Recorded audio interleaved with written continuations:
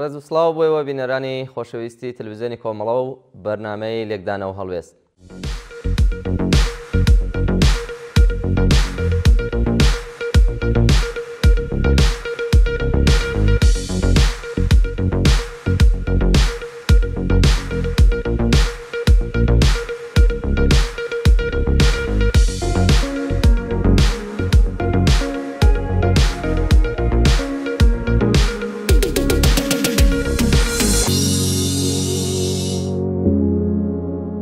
عزیزان سەرەتا چینە لای یەکەمین بابەتمان بەڕێز سیروان عوبەید دەربارەی ئەنجامی هێرشی سەر دۆحا تەسلیمبوونی حەماس و شکاندنی ماسکی قەتەر و تورکیا نووسیویەتی کە ڕێکەوتن و هاتنە ژێرباری حەماس بۆ ئازادکردنی بارمتە ئیسرائیلیەکان بەشێکی گەورەی دەرەنجامی هێرشی ئاسمانی ئیسرائیل بوو بۆ سەر بارەگەی حەماس لە دۆحا پایتەختی قەتەر.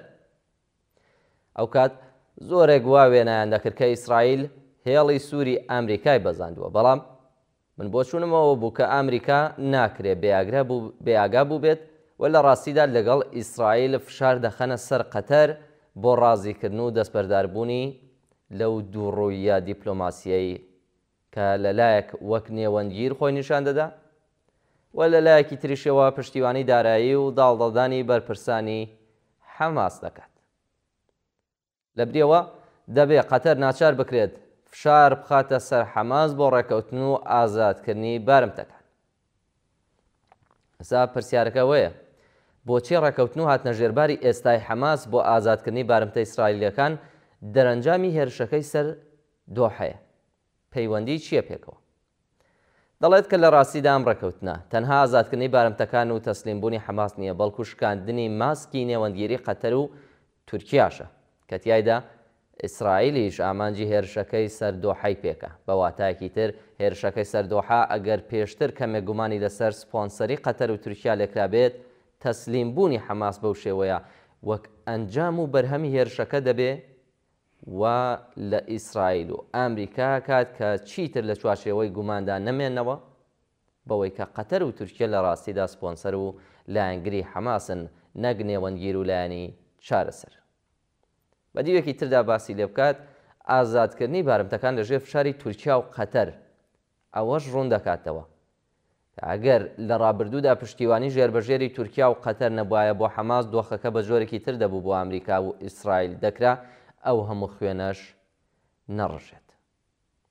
لە کاتی هێرشی سەر دۆحا لەلایەن ئیسرائیلەوە دەڵێت لێکدانەوەکەم بەم شێوەیە بوو کە دەکرێت چاوسوورکردنەوە و فشار خستنە سەر دەوحا کاریگەری لەسەر ڕازیکردنی حەماس هەبێت بۆ ڕێکەوتنێک بە دڵی ئەمریکا و ئیسرائیل و ئازادکردنی بارمتەکانیش.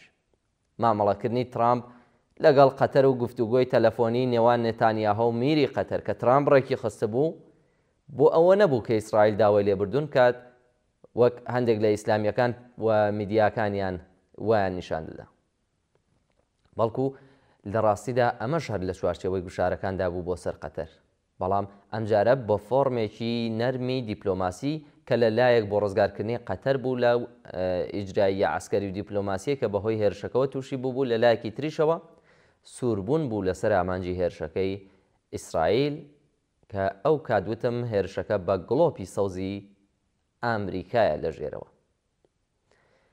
نووسەر لە درێژەدا دەڵێت هەرچەندە لە پێش ڕاگەاندنی ملکەچکردنی حەماس بەم ڕێکەوتن و میکانیزمە قەتەر شکۆی خۆی بە ڕووکەشی پاراست، بەڵام ناچاریش کرا کە دەستبەرداری پشتگیریە ژێربەژێرەکانی لە حەماس بێت و گوشاریان بخاتە سەر بۆ ڕێکەوتن و ئازادکردنی بارمتەکان. ئامانجی هێرشەکەی ئیسرائیل پەیامێک بوو بۆ هەموو پشتیوانانی حەماس لە ناوچەکە، لە ناویاندا قەتەر و تورکیاش. کۆبوونەوەی ترامپیش لەگەڵ ئەردۆغان لە کۆشکی سپی لە هەمان چوارچێوەدایە. لە بیرمان نەچێت لە سیاسەتی ترامپیزمدا زۆر جار ستایشکردنی سەرۆکەکان واتە گوشار و ئاراستەکردن بۆ جێبەجێکردنی ئامانجەکانی ئەمریکا. ڕێک ئەوەی دوور لە چاوی میدیاکاندا پێی ڕاگەێنراوە. بۆ نمونە ترامپ زۆر جار ستایشی ئێرانیەکانی کردووە و کاتێکیش لە دۆخی دانوستاندا بوو لەگەڵ ئێران لە پراکتیکدا هێرشی سەربازی کردە سەری. بۆیە ستایشی پێش کامێراکان نابێتە پێوەەر بۆ دیپلۆماسیەتی ئەمریکی بە تایبەت لە سەردەمی ترامپدا ئەمە زۆر جیاوازە. ناوبڕێکی کورت ببینم بە درێژێن بابەتە دێمەوە خزمەتە. وأنت تعد فطورك فكر بغيرك، لا تنس قوت الحمام. وأنت تخوض حروبك فكر بغيرك، لا تنس من يطلبون السلام. وأنت تسدد فاتورة الماء فكر بغيرك، من يرضعون الغمام. وأنت تعود إلى البيت بيتك فكر بغيرك، لا تنس شعب الخيام.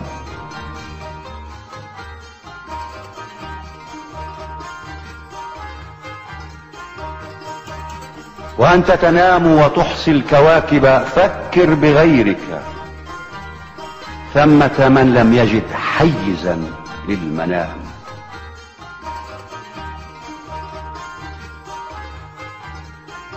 وأنت تحرر نفسك بالاستعارات فكر بغيرك، من فقدوا حقهم في الكلام.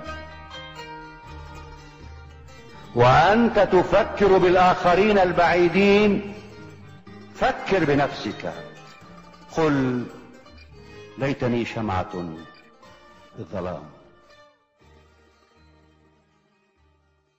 سیروان عوبەید لە درێژەی بابەتەکەیدا باز لەوە کاتوەڵێت ئەگەر کەمێک قۆڵ ببینەوە لەسەر ئەو کۆبوونەوەیەوە دواتر ڕێکەوتنەکە دەربارەی ڕێکەوتنی حەماس ئەوە دەبینین کە ڕووداوەکان پەیوەستن بە یەکەوە و سیر نییە کە دوای ئەو کۆبوونەوەی ترامپ و ئەردۆغان تەسلیمبوونی حەماس بە ڕێکەوتنەکەی لێ دەکەوێتەوە. ئەوەش بەڵگەی ئەوەیە کە تورکیاش کەوتۆتە ژێر هەمان گوشار و کاریگەریەوە، بۆیە ئەردۆغان کاتێک زانی هەڕەشەکانی ئیسرائیل و گوشارەکانی ئەمریکا لە ژێرەوە جددین لە بەرامبەر پشتیوانی وڵاتەکەی لە حەماس ناچار بوو هاوکاتی قەتەر گوشار بخاتە سەر لەقەکانی حەماس لە وڵاتەکەی بۆ ئازادکردنی بارمتەکان و کەمکردنەوەی ئەو مەترسیانەی کە دەکرێت لەسەر تورکیا دروست بن بەهۆی حەماسەوە. بەڵام جارە ماویەتی و تورکیا بەو ئاسانیە ناتوانێت خۆی لە کاریگەریە دیپلۆماسیەکان قوتار بکات، هەرچەندە لە ڕاگەیاندنەکان ستایشی ڕۆڵی تورکیا و قەتەر بکرێت بۆ نێوەندگیری، بەڵام لە واقعدا بۆ ئیسرائیل و ئەمریکا ئەنجامی ڕێکەوتنەکە بەلادانی ماسکی قەتەری و تورکی دەبینرێت کە لە استراتیژدا بێمتمانەی زیاد دروست دەکات لەسەر دیپلۆماسیەتی ئەمریکا لە بەرامبەر هەردوو وڵاتی قەتەر و تورکیادا. تەنانەت دیپلۆماسی جیهانیش ئەوە دەبینێت.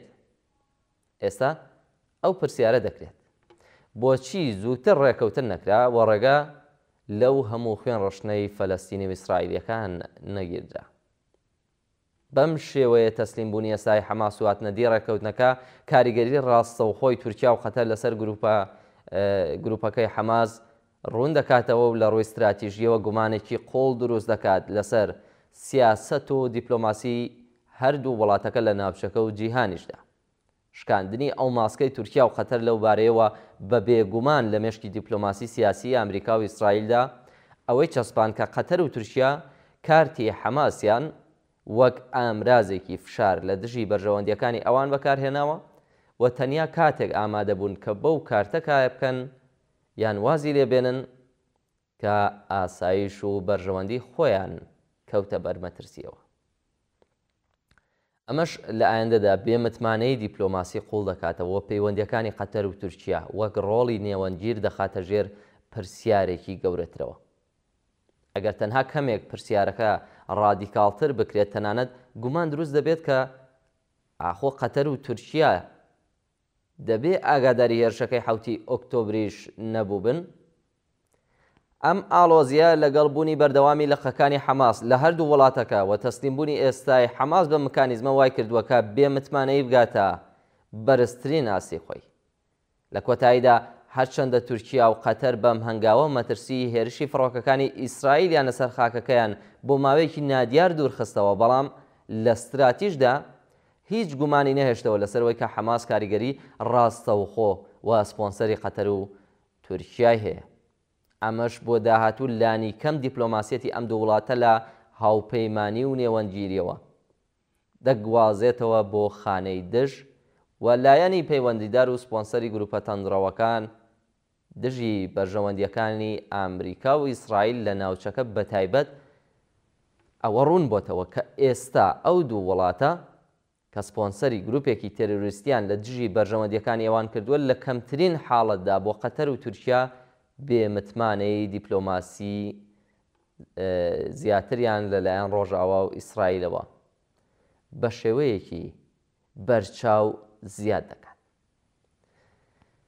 فەرموون ناوبڕێک ببینن بابەتێکمان هەیە دەربارەی ڕۆژهەڵاتی ناوەڕاست و پرسی کورد.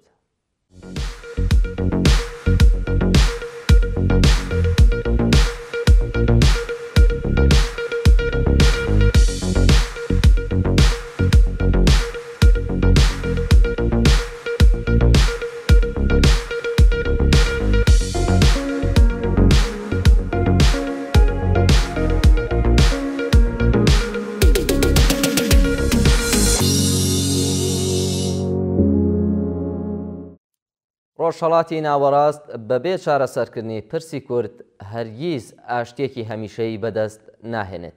ئەمە سەردێڕی بابەتێکە لە نووسینی بەڕێز هیوا ساعدی دەڵێت کە کاریگەری پرسی کورد لە ڕۆژهەڵاتی ناوەڕاست گرێدراوی نەزمی نوێ و مافی چارە نووسە.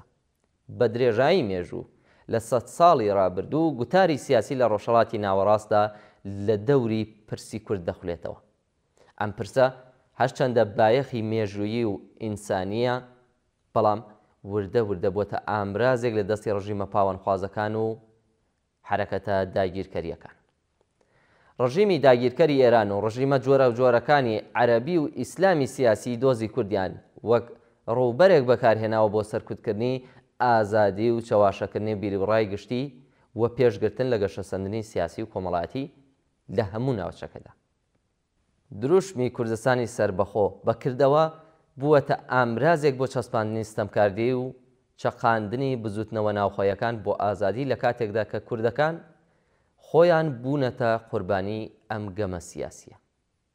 لە بەرامبەردا پرسی کورد وەک یەکێک لە قەیرانە ڕەگدا کوتا و چارەسەر نەکراوەکانی ڕۆژهەڵاتی ناوەڕاست دەمێنێتەوە. کوردستان کە ژمارەی دانیشتوانی بێجگە لەوانەی کە لە وڵاتانی دەرەوەی کوردستانە نزیکەی 50 ملیۆن کەسە و ڕووبەرەکەی نزیکەی 9 ملیۆن کیلومتر چوارگۆشەیە لە دڵی ڕۆژهەڵاتی ناوەڕاستدایە و بەسەر 4 دەوڵەتدا دابەش کراوە کە بریتین لە تورکیا، ئێران، عێراق و سووریا. ئەم دابەشبوونە زۆرە ملەیە کە لە دوای شەڕی جیهانی یەکەمەوە سەپێنرا لە ناڕەواترین و میراتەکانی نەزمی کۆلۆنیالیزم لە ناوچەکەدا بوو. نەتەوەی کورد بە مێژوو زمان و کولتور و نیشتمانێکی جیاوازەوە بە درێژایی سەدەی 20م تەنانەت سەرەتایترین مافەنەتەوەی و سیاسیەکانیشی لێزەوت کراوە و بەردەوام تووشی ئاسمیلەکردن و ئینکاری و سەرکوتی سیستماتیک بۆتەوە. کوردستان نەک هەر گرنگیەکی مێژووی و کولتوری بەڵکو گرنگیەکی استراتیژی و سروشتیشی هەیە. دەوڵەمەند بەنەوت و گاز و لە سەروەی هەمووشیانەوە ئاو یەکێک لە سەرچاوە هەرە گرنگەکانی ناوچەکە. کوردستان پێگەیەکی ناوەندی لە هاوسەنگی ڕۆژهەڵاتی ناوەڕاستدا داگیر دەکات. ململانیەکانی دەیەکانی داهاتوو لە ناوچەکەدا تا ڕادەیەکی زۆر لە دەوری ئاو دەسوڕێنەوە و کوردستانیش ڕۆڵێکی یەکلاکەرەوە لەو خەباتەدا دەگێڕێت. ناسەقامگیری و چەوسانەوەی بەردەوامی گەلی کورد وەک برینێکی ئاشکرایە لە جەستەی ڕۆژهەڵاتی ناوەڕاستدا، برینێک کە دەبێت ساڕێژ بکرێت پێشەوەی هەرگیز ئاشتی و سەقامگیری ڕاستەقینە بەدی بهێنرێت. چارەسەرێکی دادپەروەرانە بۆ پرسی کورد و دانان بە مافی چارەی خۆنووسینی نەتەوەی کورد دەتوانێت ببێتە مۆدێلێک بۆ پێکەوە ژیانێکی نوێ و کۆتایهێنان بە سوورەکانی ستەمکاری و توندوتیژی لە ڕۆژهەڵاتی ناوەڕاستدا. جگە لەوەش دانان بە مافەنەتەوەیەکانی کورد ڕاستەوخۆ سوودی بۆ ئاسایش و بوونی ئیسرائیل دەبێت و لە درێژخایەندا لەگەڵ بەرژەوەندیە ناوچەیەکانی ئامریکا و ئوروپاشدا دەگوندرێت.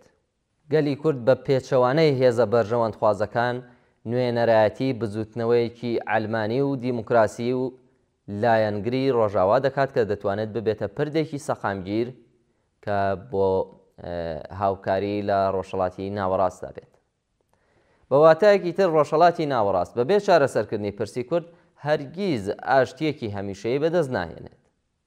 ڕەنگە کوردستان هێمای ئازارێکی مێژوویی بێت، بەڵام ڕێشەی قوڵترین و چارەسەر نەکراوترین پرسی ناوچەکە نەتەوەی بێدەوڵەت و نیشتمانی دابەش بووە کە کوردستان.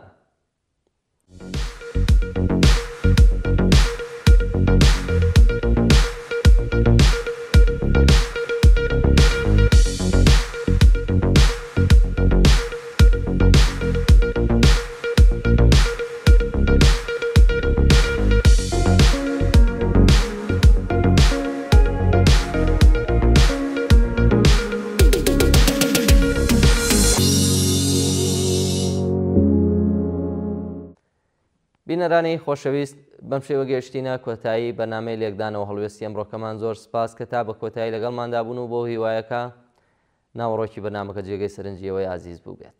تا لێکدانەوە هەڵوێستێکی تر بە ژیانێکی پڕ لە کامەرانیتان دەست پێ.